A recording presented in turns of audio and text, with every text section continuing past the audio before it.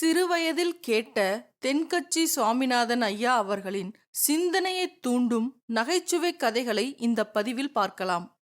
திருநெல்வேலி மாவட்டத்தில் கோவில்பட்டிக்கு பக்கத்தில் உள்ள ஊர் கடம்பூர். காமராசர் முதலமைச்சராக இருந்த காலம். கடம்பூரில் ஒரு பள்ளி சீரமைப்பு மாநாடு நடக்குது. அந்த பக்கத்தில் உள்ள பள்ளிக்கூடம்லாம் அதில் கலந்துக்குது. கண்காட்சி வேற, ஊர் பூரா விழா கோலம். மறுநாள் மாநாடு நடக்க போகுது. ஆனால் முதல் நாளே மழை பிடிச்சிக்கிட்டுது. மறுநாளும் அது விடாம பேஞ்சிக்கிட்டு இருக்குது. காமராசர் காலையிலேருந்து பல்வேறு நிகழ்ச்சிகளில் கலந்துக்கிட்டு சாயந்தரமா கடம்பூருக்கு வந்து சேர வேண்டியவர்.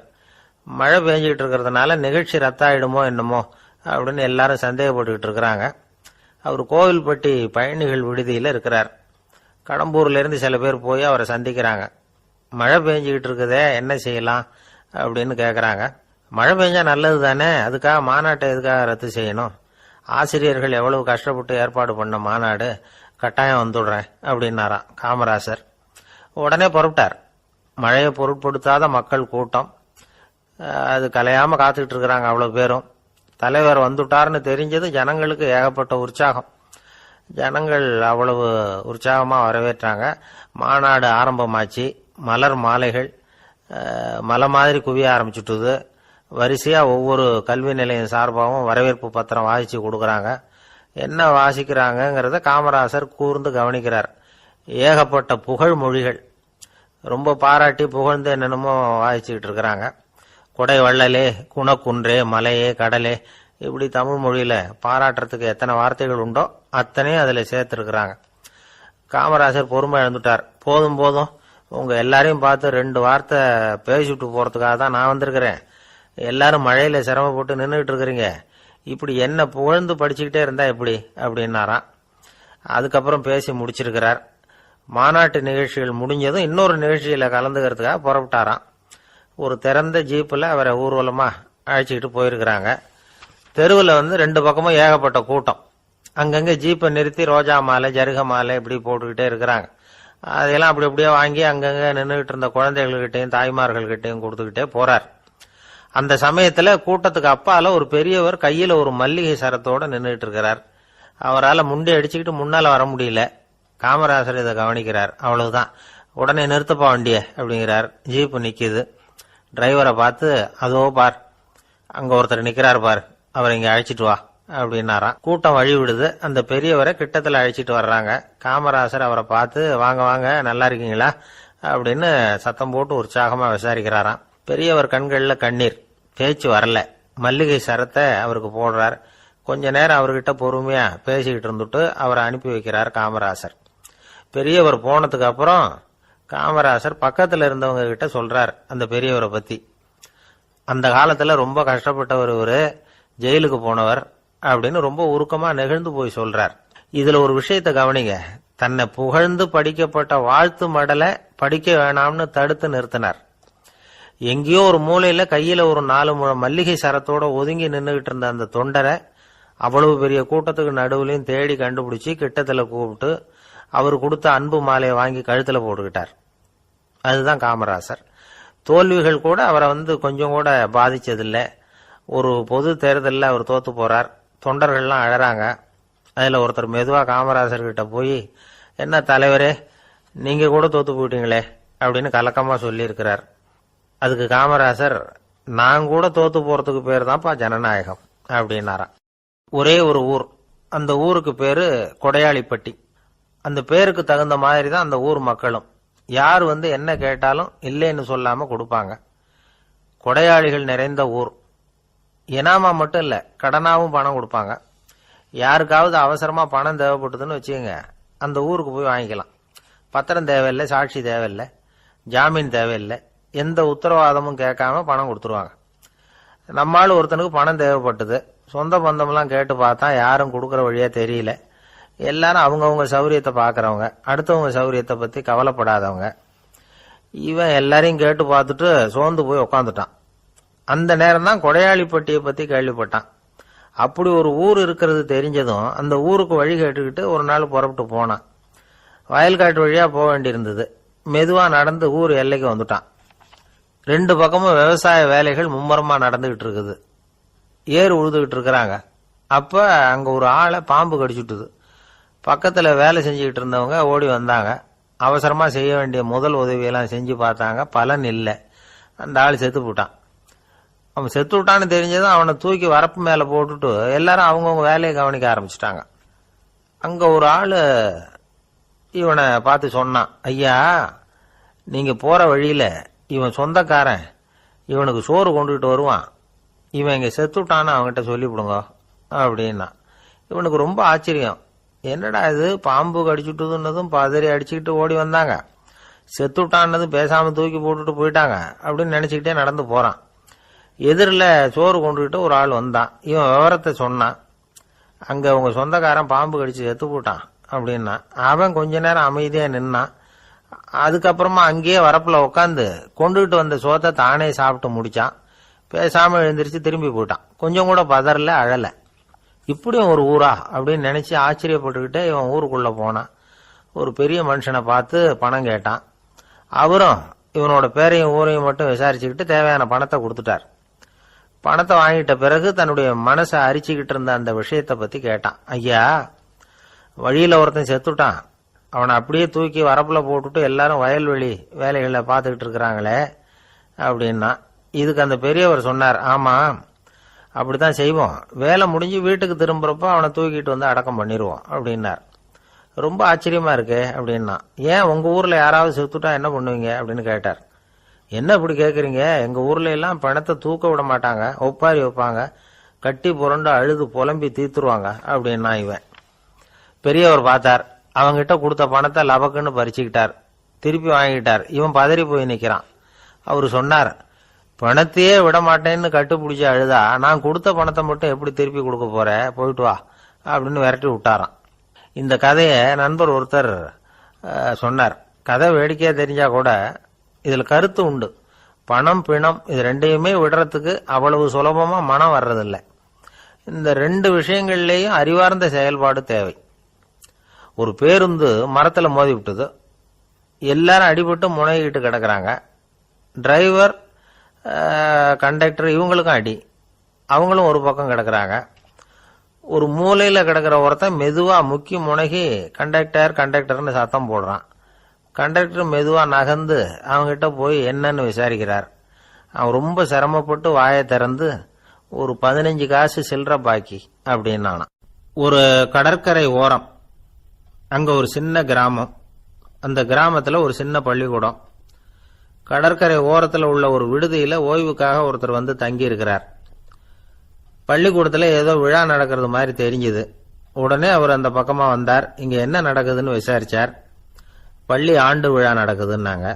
உடனே போனார். கண்காட்சி ஒன்று வச்சிருந்தாங்க. உள்ள போய் பார்த்தார். பள்ளிக்கூடத்தில் படிக்கிற மாணவர்களே சொந்தமா தயார் பண்ண பொருள்களை காட்சிக்கு வச்சிருக்கிறாங்க.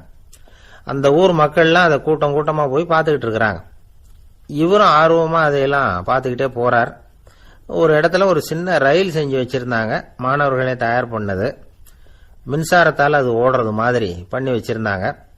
அதுல ஒரு சின்ன பொத்தான் இருக்கும். அது அமுக்குனா ரயில் ஓடும், சுத்தி சுத்தி வரும்.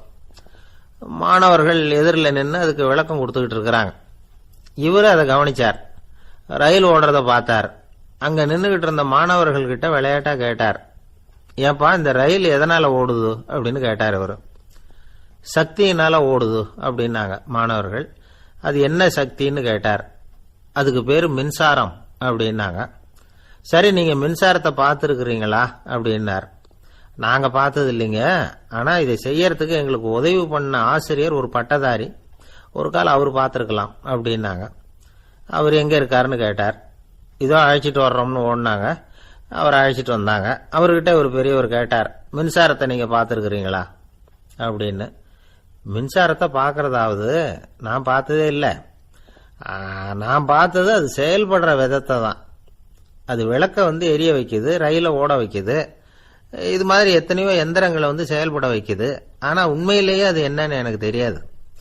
ஒருவேளை இந்த பள்ளிக்கூடத்து தலைமை ஆசிரியருக்கு தெரிஞ்சிருக்கலாம், ஏன்னா அவர் ஒரு மேல்நிலை பட்டதாரி அப்படின்னாராம். அவரு சரின்னு போய் தலைமை ஆசிரியரை கூப்பிட்டுக்கிட்டு வந்தாங்க. அவர்கிட்டயும் இதே கேள்வி கேட்டாராம். அவரு, மன்னிக்கணும், இந்த கேள்வி இதுவரைக்கும் யாரும் என்கிட்ட கேட்டதில்லை.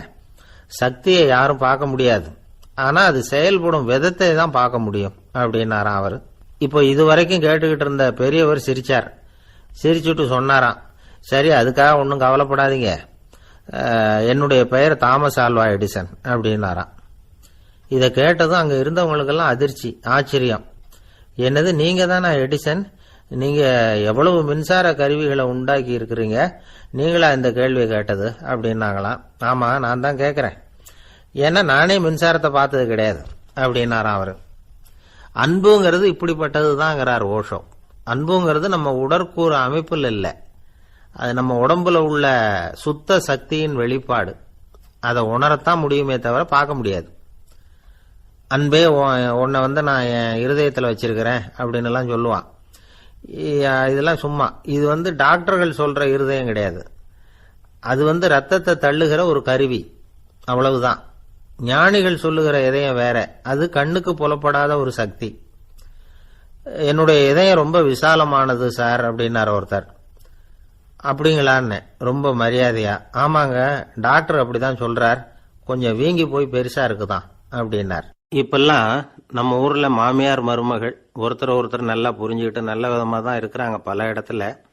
அதனால நான் இப்ப சொல்ல போற கதையை கேட்டுவிட்டு இந்த காலத்துல அவ்வளவு மோசமா யாரு சார் நடந்துக்கிறாங்க அப்படின்னு கேட்டு யாரும் சண்டைக்கு வரக்கூடாது. இன்னொரு உண்மையையும் சொல்லிவிடுறேன். அதாவது இந்த கதையை நமக்கு எழுதி அனுப்பி இருக்கிறதே கொஞ்ச நாள்ல மருமகளாகவும் அதுக்கப்புறம் கொஞ்ச காலத்துல மாமியாராகவும் ஆக போற ஒரு நேயர் தான். சரி, இந்த கதைக்கு வருவோம். அதாவது ஒரு சின்ன குடும்பம், அந்த வீட்டுல மாமியார் ஆட்சி, அவங்க வச்சதுதான் சட்டம். புள்ளையண்டா எப்படின்னா அம்மா சொல்றதையும் கேட்டுக்குவான், மனைவி சொல்றதையும் கேட்டுக்குவான், நமக்கு என்னத்துக்கு வம்புங்கிற டைப். மருமகள் பேர்ல குறை கண்டுபிடிக்கிறதுலேயே அந்த மாமியாருக்கு ஒரு சுவாரஸ்யம். சின்ன சின்ன விஷயத்துல எல்லாம் குத்தம் கண்டுபிடிச்சுக்கிட்டே இருக்கிறாங்க. பொதுவா எல்லாரும் எப்படின்னா ஏதாவது ஒரு காரணத்துக்காக சண்டை போட்டுக்கிட்டு இருப்பாங்க. அந்த அம்மா எப்படின்னா ஏதாவது ஒரு சண்டையை போடுறதுக்காக காரணத்தை தேடிட்டு இருப்பாங்க. அப்படி ஒரு மனசு. அந்த மருமக பொண்ணு பாவம் பயந்து பயந்து ஒவ்வொரு காரியமும் செஞ்சுக்கிட்டு வந்தது. இப்படியே பல வருஷம் ஓடி போட்டுது. அந்த மாமியாருக்கும் ரொம்ப வயசாயிட்டுது. இருந்தாலும் அந்த பழைய சுபாவம் மட்டும் மாறவே இல்லை.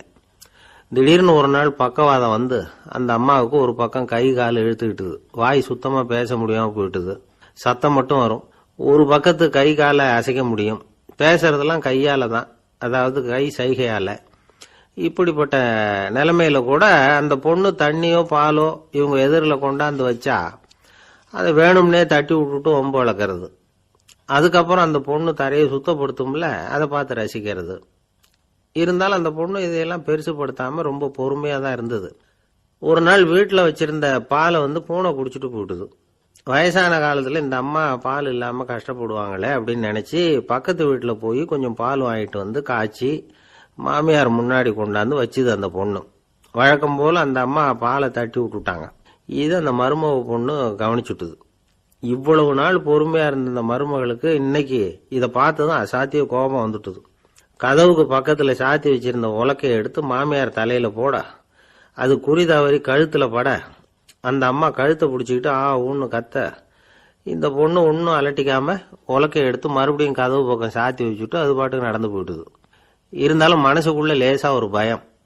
கணவன் வீட்டுக்கு வந்ததும் என்ன விஷயம்னு கேட்டா எப்படி சமாளிக்கிறது.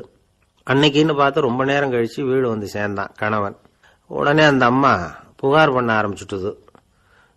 பேச்சுதான் வராத, அதனால ஒரு பக்கத்து கையால சைகை காட்டுது. கதவுக்கு பக்கத்துல இருந்த உலக்க பக்கமா கையை நீட்டி காட்டி, அப்படியே அந்த கைய தன் கழுத்துக்கு பின்பக்கமா சுத்தி காட்டி நாக்க வெளியில நீட்டி நடந்த விஷயத்த புரிய வைக்கிறதுக்கு முயற்சி பண்ணுது. இவனுக்கு ஒன்னும் புரியல. என்ன சொல்றாங்க அம்மா அப்படின்னு மனைவி கிட்ட கேக்குறான். அதுக்கு அந்த பொண்ணு ரொம்ப புத்திசாலித்தனமா, என்னங்க உங்க அம்மா சொல்றது உங்களுக்கு இன்னும் புரியலையா? அவங்க உங்களை பார்த்து என்ன சொல்றாங்கன்னா, ஏண்டா உலக்க மாதிரி நிக்கிற, சாக போற எனக்கு சங்கிலி எதுக்கு, என் கழுத்துல கிடக்குற இந்த சங்கிலியை கழட்டி என் மருமக கழுத்துல போடுறா அப்படின்னு சொல்றாங்க அப்படின்னு தான். ஓ அப்படியா விஷயம்னு சொல்லி அம்மா கழுத்துல இருந்த சங்கிலியை எடுத்து மனைவி கழுத்துல போட்டுட்டு, அம்மா உன் விருப்பப்படியே போட்டாச்சு, இனிமேலாவது நிம்மதியா படுத்து தூங்கு அப்படின்னு சொல்லிவிட்டு உள்ள போயிட்டான். பாத்தீங்களா கதைய? அதனாலதான் மாமியார்கள் சைகை காட்டுறதுன்னா கூட இனிமே ஜாக்கிரதையா இருக்கணும். ஆபீஸ்ல வேலை பார்க்கிற ஒருத்தர் வந்தார்.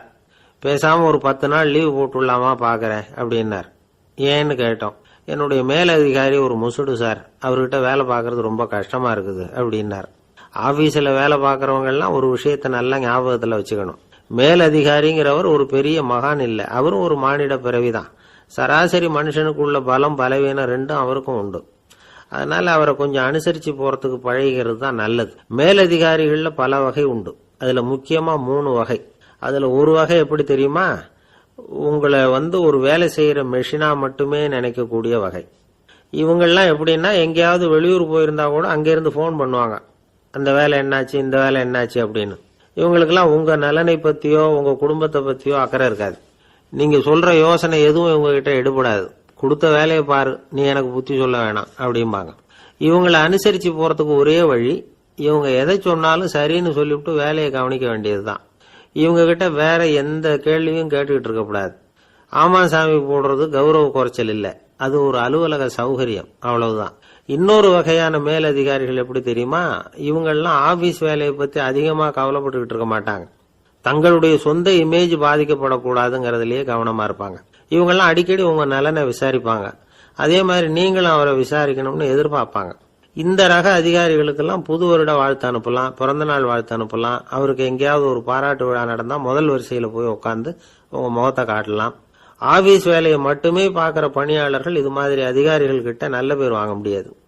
இன்னொரு வகையான மேலதிகாரிகள் உண்டு. அவங்க எப்படின்னா, ஆபீஸ் வேலையை பத்தியும் கவலைப்பட மாட்டாங்க, தனக்கு கீழே வேலை பார்க்கறவங்கள பத்தியும் கவலைப்பட மாட்டாங்க.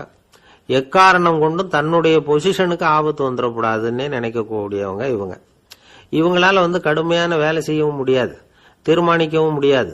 எந்த முடிவையும் எடுக்காம அப்படியே தள்ளி போட்டுக்கிட்டே போயிடுவாங்க எல்லாத்தையும். இதனால என்ன ஆகும்னா, இவருக்கு கீழே வேலை பார்க்கிற உங்களுக்கு பொறுப்பு அதிகமாயிடும். இவங்க கிட்ட போய் பிரச்சனையை மட்டும் சொல்லி பிரயோஜனம் இல்லை, அதுக்கான முடிவுகளை நீங்களே சொல்லணும். அப்பதான் இது மாதிரி அதிகாரிகள் கிட்ட நல்ல பேர் வாங்கலாம். அட்லீஸ்ட் கெட்ட பேர் வாங்காமலாவது காலம் தள்ளலாம். ஆபீஸ்ல வேலை பார்க்கறவங்க முக்கியமா சில விஷயங்களை ஞாபகத்துல வச்சுக்கணும். ஆபீஸ்ல நடக்கிற நல்லது கெட்டது எதுவா இருந்தாலும் உடனடியா மேலதிகாரி கிட்ட தெரிவிக்கிறது நல்லது. 3வது மனிதர் மூலமா அதை அவர் தெரிஞ்சுக்கிறது அவ்வளவு நல்லது இல்லை.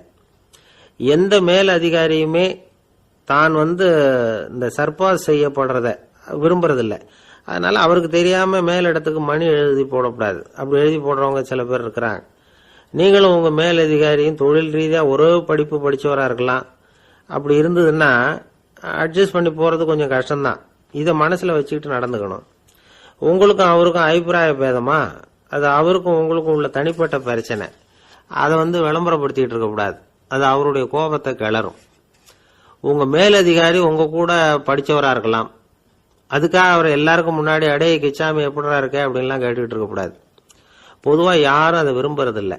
இவ்வளவையும் உங்க மனசுல வச்சுக்கிட்டு கொஞ்சம் சாமர்த்தியமா நடந்துகிட்டீங்கன்னா ஆபீஸ் உங்களுக்கு அவஸ்தையா இருக்காது, ஆனந்தமா இருக்கும். ஒரு மேலதிகாரி தன்கிட்ட வேலை பார்க்கிற ஒருத்தரை பத்தி ரொம்ப பெருமையா சொன்னாராம். எங்க ஆபீஸ்ல எவ்வளவோ பேர் வேலை பார்க்கறாங்க, எல்லாரும் தினமும் ஏதாவது பிரச்சனைகளை சொல்லிட்டு இருப்பாங்க. ஆனா இவர் ஒருத்தர் மட்டும்தான் இது வரைக்கும் என்கிட்ட எந்த பிரச்சனையும் சொன்னதே இல்லை. அவர் பாட்டுக்கு வருவார், வேலை பார்ப்பார், போயிடுவார் அப்படின்னாராம். நான் உடனே அவ்வளவு பெருமைக்குரிய அந்த ஊழியரை பார்த்து கேட்டேன், ஏன்பா உன்னுடைய மேலதிகாரி கிட்ட நீ எந்த பிரச்சனையும் கொண்டுகிட்டு போறதே இல்லையாமே அப்படின்னு கேட்டேன். அதுக்கு அவர் சொல்றாரு, ஆமாங்க, அது ஏன்னா அவரால் எந்த பிரச்சனையுமே தீர்க்க முடியாதுங்கிறது எனக்கு நல்லா தெரியும், அதனால அப்படி செய்யறேன், வேற ஒண்ணும் இல்லை அப்படின்னார் ரொம்ப பொறுமையா. ஒரு ஊர்ல ஒருத்தர் இருந்தான். ஒரு நாள் காலையில எழுந்திருச்சான். ஒரு 10 ரூபாய் எடுத்து சட்டப்பையில வச்சுக்கிட்டான். கடை தெருவுக்கு புறப்பட்டான். காய்கறி வாங்கறதுக்காக அவன் போறான். காய்கறி சந்தைக்கு போய் சேர்ந்தான். கத்திரிக்காய் 4 கிலோ கொடுங்கன்னா கொடுத்தாங்க. காசு கொடுக்கறதுக்காக சட்டப்பையில கையை விட்டான், பணத்தை காணும். 10 ரூபாய் சட்டப்பையில வச்சுக்கிட்டு தான் வந்தான். அது இப்ப அங்க இல்ல, வழியில எங்கேயும் அது விழுந்துட்டு போட்டிருக்கு. அல்லது யாராவது திருடர்கள் தெரியாம அதை எடுத்துக்கிட்டு போட்டாங்களா என்னன்னு தெரியல. எப்படியோ 10 ரூபாய் அவன் இழந்துட்டான். கையில காசு இல்ல. அதனால கத்திரிக்காயை திருப்பி கொடுத்துட்டு கவலையோட வீட்டுக்கு திரும்பி வந்தான். அதையே நினைச்சுக்கிட்டு இருந்தான். அவனுக்கு துக்கம் அதிகமா போச்சு, அழ ஆரம்பிச்சுட்டான். காய்கறிகள் வாங்கிட்டு ஆனந்தமா சமைச்சு சாப்பிடலாம்னு நினைச்சோம், அது முடியாம போச்சேங்கிற கவலை அவனுக்கு. அதனால அதை மறக்கவே முடியல. இது நடந்து கொஞ்ச நாள் ஆச்சு. அதே மனுஷன் இன்னொரு நாள் அதே மாதிரி புறப்பட்டான். பணத்தை எடுத்து பையில வச்சுக்கிட்டான். காய்கறி சந்தையை நோக்கி போய்கிட்டு இருக்கிறான். இப்போ வழியில ஒரு ஏழை பையனை பார்த்தான். தம்பி எங்க போற அப்படின்னு கேட்டான். ஐயா பள்ளிக்கூடத்துக்கு போயிட்டு இருக்கிறேன். அவன் சரி, அதுக்கே இவ்வளவு கவலையோட போயிட்டு இருக்கிற அப்படின்னு விசாரிச்சான் அவன். ஐயா, நான் ரொம்ப ஏழை, வீட்டில் வசதி இல்லை, பரீட்சைக்கு பணம் கட்டணும், இன்னைக்கு கடைசி நாள், என்ன செய்யறதுன்னு தெரியலன்னா. இவன் பார்த்தான், தாங்கிட்ட இருக்கிற பணத்தை எடுத்து அந்த பையன்கிட்ட கொடுத்தான். இதை வச்சுக்கோ, உடனே பணத்தை கட்டு, நல்லா படி, பரீட்சை எழுது அப்படின்னு சொல்லிவிட்டு திரும்பி வந்துட்டான். வெறுங்கையோடு திரும்பி வந்தும் வீட்டில் கேட்குறாங்க, எங்கே காய்கறின்னு வழக்கம் போல கேட்டாங்க. இவன் நடந்ததை சொன்னான். இப்போ வீட்டில் இருந்தவங்க அவங்ககிட்ட ஒரு கேள்வி கேட்டாங்க. ஏங்க, இதே மாதிரி முன்னாடி ஒரு தடவை காய்கறி வாங்க போய் வெறுங்கையோடு திரும்பி வந்தீங்க, இப்பவும் வெறுங்கையோட தான் திரும்பி வந்திருக்கிறீங்க, ஆனா முன்னாடி வந்தப்போ வருத்தமா இருந்தீங்க, இப்போ உங்க முகத்துல வருத்தம் தெரியலையே அப்படின்னு கேட்டிருக்கிறான். அதாவது வீட்டில் இருக்கிறவங்க கேட்டாங்களாம். இப்போ அந்த மனுஷன் யோசிக்க ஆரம்பிச்சானாம், இந்த ரெண்டு நிகழ்வுகளுக்கு என்ன வித்தியாசம்? போன தடவை அவன் பணத்தை இழந்தான், இந்த தடவை அவன் பணத்தை இழந்திருக்கிறான். போன தடவை யாரோ திருடிட்டு போயிட்டாங்க, இந்த தடவை அவனாவே ஒரு பையன் பேர்ல இறக்கப்பட்டு எடுத்து கொடுத்துருக்கிறான். அன்னைக்கு பணம் போயிட்டுதேன்னு வருத்தமா இருந்தது, இன்னைக்கு பணம் போனாலும் மனசுக்கு மகிழ்ச்சியா இருக்கு, நிறைவா இருக்கு. கொஞ்சம் யோசிச்சு பாருங்க. பணத்தை இழந்தது மகிழ்ச்சிக்கோ வருத்தத்துக்கோ காரணமா இருக்க முடியாது. அப்படின்னா வேற எது காரணம்? அன்றைக்கு பணத்தை இழந்துட்டேன்னு அழுதான், இன்றைக்கு பணத்தை இழந்தாலும் மகிழ்ச்சியா இருக்கிறான். ஆகவே மகிழ்ச்சிக்கும் துக்கத்துக்கும் இழப்பு காரணம் அல்ல, இழப்பு பற்றிய நம்முடைய அறிவு தான் காரணம் அப்படிங்கிறது பெரியவர்களுடைய கருத்து. எந்த பொருளும் நமக்கு கவலையை உண்டு பண்றதில்ல, அந்த பொருள் பேர்ல நாம வைக்கிற பற்று தான் கவலையை உண்டு பண்ணுது. பொருள்கள் நம்ம விட்டுட்டு போயிட்டா நாம அழுதுகிட்டு இருக்கிறோம், நாமே அதுகளை விட்டுட்டு வந்துட்டா மகிழ்ச்சியா இருக்கிறோம். இந்த உண்மையை புரிஞ்சுக்கிட்டு நம்முடைய வாழ்க்கையை நல்ல விதமா அமைச்சுக்கணும். ஒரு ஆள் அழுதுகிட்டு இருந்தான், ஏண்டா அழுகுறேன்னு கேட்கிறார் ஒருத்தர். இழக்கிறதுக்கு எதுவும் இல்லை, அதனால அழறேன்னா. என்னடா சொல்றேன்னார். கிட்ட வாங்க சொல்றேன்னா. இந்த மணி பர்ஸை வேற ஒருத்தன் பாக்கெட்ல இருந்து திருடனேன், அப்புறம் தான் புரிஞ்சுது அவங்கிட்ட இழக்கிறதுக்கு எதுவும் இல்லைங்கிறது. ஆமாங்க, இது காலி பர்ஸ், அதனால இப்ப அழுதுகிட்டு இருக்கிறேன், திருடியும் பிரயோஜனம் இல்லை அப்படின்னு சொல்லிவிட்டு அழுதானா. ஒரு கோவில்ல ஆன்மீக சொற்பொழிவு நடந்துகிட்டு இருக்குது. ஒரு பெரியவர் பேசிக்கிட்டு இருக்கார். கடவுளை பத்தியும் சொர்க்கத்தை பத்தியும் மனுஷனை பத்தியும் அவர் விவரமா பேசுறார். எல்லாரும் உட்கார்ந்து கேட்கறாங்க. அந்த கூட்டத்துல ஒரு தத்துவ ஞானியும் உட்கார்ந்து இருக்கிறார். அவரு அவருடைய நண்பர். பேசி முடிச்சதும் அந்த பெரியவர் மேடையை விட்டு இறங்கினார். நேரா அந்த தத்துவ ஞானி கிட்ட வந்தார். எப்படி இருந்தது என்னுடைய பேச்சு அப்படின்னு கேட்டார். நீங்க பேசினது ஒண்ணுக்கு ஒண்ணு முரண்பாடா தெரிஞ்சது அப்படின்னாராம் இவரு. நான் என்ன அப்படி தப்பா பேசிவிட்டேன் அப்படின்னாராம் அவரு. கடவுளை நம்புகிறவன் சொர்க்கத்துக்கு போவான்னு சொன்னீங்க, அப்புறம் நல்ல விதமா வாழறவன் சொர்க்கத்துக்கு போவான்னு சொன்னீங்க அப்படின்னாராம். இதுல என்ன முரண்பாடுன்னு கேட்டிருக்காரு அவர்.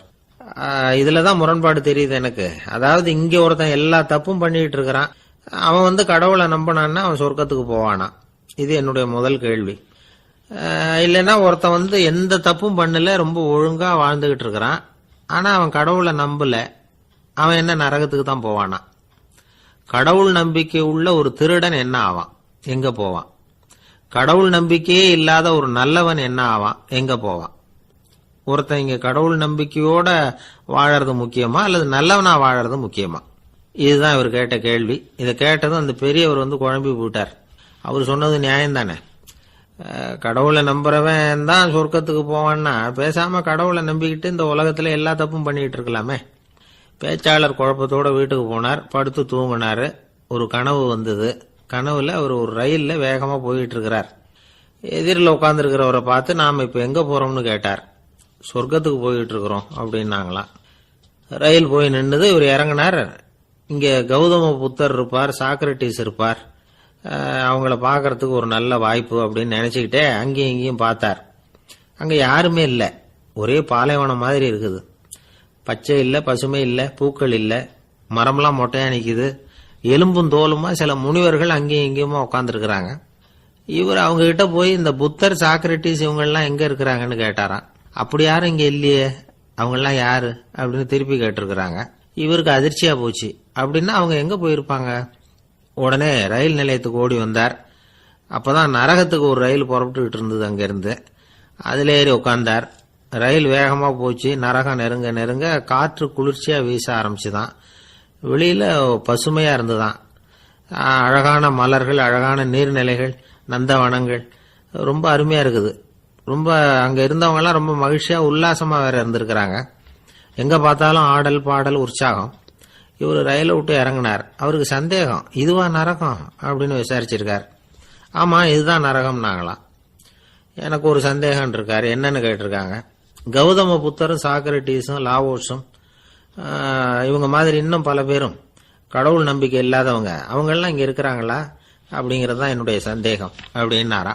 இப்ப அவங்க சொல்லியிருக்கிறாங்க, இப்ப நீங்க பாக்குறீங்களே பசுமையும் பச்சை பயிர்களும் ஆடல் பாடல்களும் அழகிய மலர்களும், இது எல்லாமே கௌதம புத்தரும் சாக்ரட்டிஸும் அது மாதிரி மகான்களும் இங்க வர ஆரம்பிச்ச பிறகுதான் உண்டாக ஆரம்பிச்சது.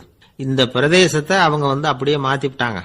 இப்போலாம் இங்க இருக்கிறவங்க யாரும் சொர்க்கத்துக்கு போறதுக்கே ஆசைப்படுறது இல்ல அப்படின்னாங்களாம். இந்த அதிர்ச்சியிலேயே அந்த பெரியவர் கனவு கலைஞ்சி மூழ்கிட்டார்.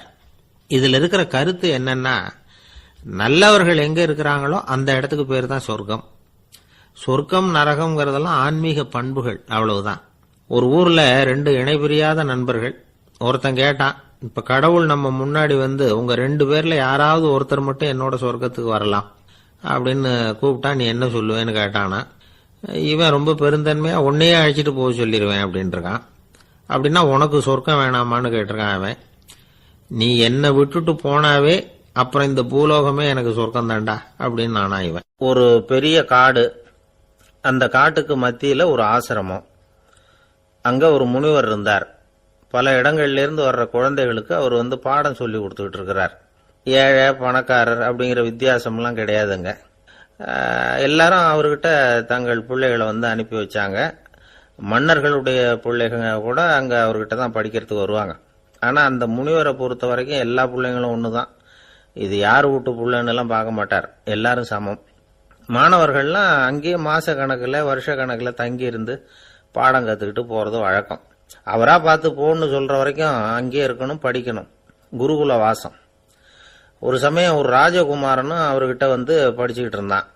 அவனுக்கு ஒரு 15 வயசு இருக்கும். சில வருஷம் கழிச்சு இந்த முனிவர் தன்கிட்ட இருக்கிற மாணவர்களுக்கெல்லாம் பரீட்சை வச்சார். அவங்களுடைய அறிவு முதிர்ச்சியை கணிக்கிறதுக்காக பல சோதனைகள்லாம் வச்சார். ஒவ்வொருத்தரா பார்த்து இனிமே நீங்க உங்க வீட்டுக்கு போகலாம் அப்படின்னு சொல்லி அனுப்பி வச்சுக்கிட்டு இருக்கிறார். எல்லாரும் போயிட்டாங்க. கடைசியா மிஞ்சி இருந்தது ஒரே ஒரு மாணவன். அவனை மட்டும் வீட்டுக்கு அனுப்பல. யார் அந்த பையன் தெரியுமா? அவன்தான் அந்த ராஜகுமாரன். ராஜகுமாரனுடைய தந்தைக்கு, அதுதான் இந்த ராஜாவுக்கு, அங்க வயசு ஏறிக்கிட்டே போகுது. என்ன இது, படிக்க போன பையன் இன்னும் திரும்பி வரலையே அப்படின்னு நினைச்சார்.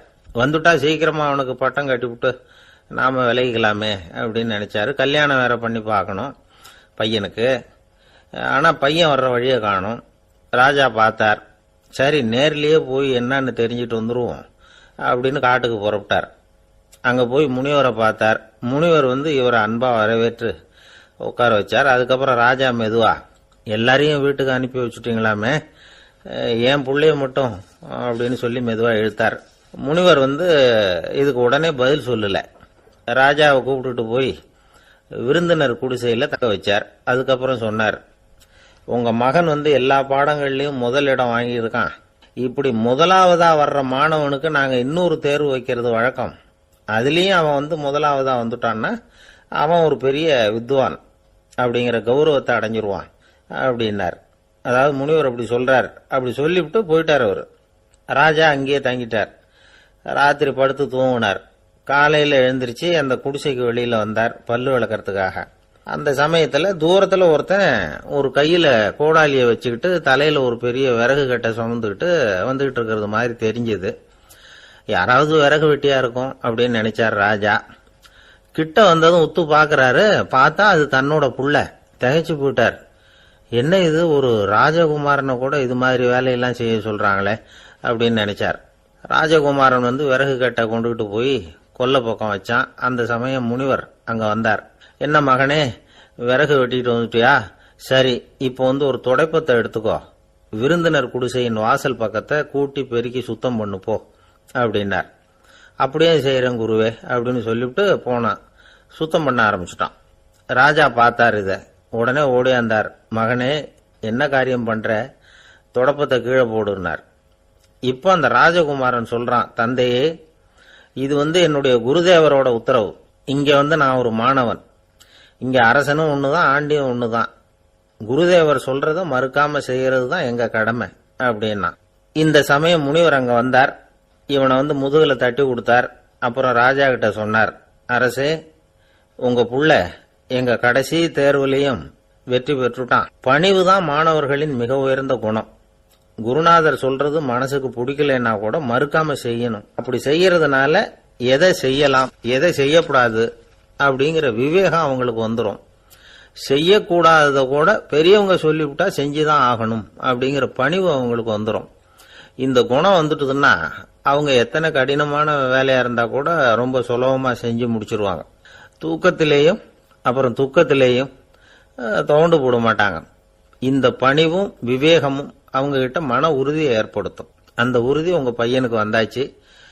இனிமே அவனை நீங்க அழைச்சிட்டு போகலாம். அவன் நிச்சயமா பேரும் புகழும் பெறுவான் அப்படின்னாரு. ராஜா அவரை பார்த்து, குருதேவா, புரிஞ்சுக்கிட்டேன், என்னை மன்னிக்கணும் அப்படின்னாரு. அதுக்கப்புறம் மகனை அழைச்சிக்கிட்டு நாட்டுக்கு திரும்பி வந்துட்டார். இந்த கதைய இன்று ஒரு தகவல்ல சொல்லுங்க சார், உங்க நிகழ்ச்சியில சொல்லுங்க சார் அப்படின்னு சொல்லி மாணவர்கள் கேட்டா பணிவா இருக்கிறது எப்படி அப்படிங்கறத புரிஞ்சுக்குவாங்க அப்படின்னு சொன்னார் ஒருத்தர். சரி சொல்லுவோம், அதுக்கு முன்னாடி நேர்லயே ஒரு பையன்கிட்ட சொல்லி பார்க்கலாமே அப்படின்னு தோணுச்சு. உடனே ஒரு பையனை கூப்பிட்டோம். ஏன்பா, உங்க வாத்தியார் உனக்கு இது மாதிரி ஒரு பரீட்சை வச்சா என்ன பண்ணுவேன் அப்படின்னு கேட்டோம். நானும் அப்படிதான் சார் நடந்துக்குவேன், விறகு வெட்டுவேன், தொடப்பத்தினால கூட்டி சுத்தம் பண்ணுவேன், உடனே செஞ்சு முடிச்சிருவேன் சார் அப்படின்னா. பலே பரவாயில்லையே அப்படின்னோம்.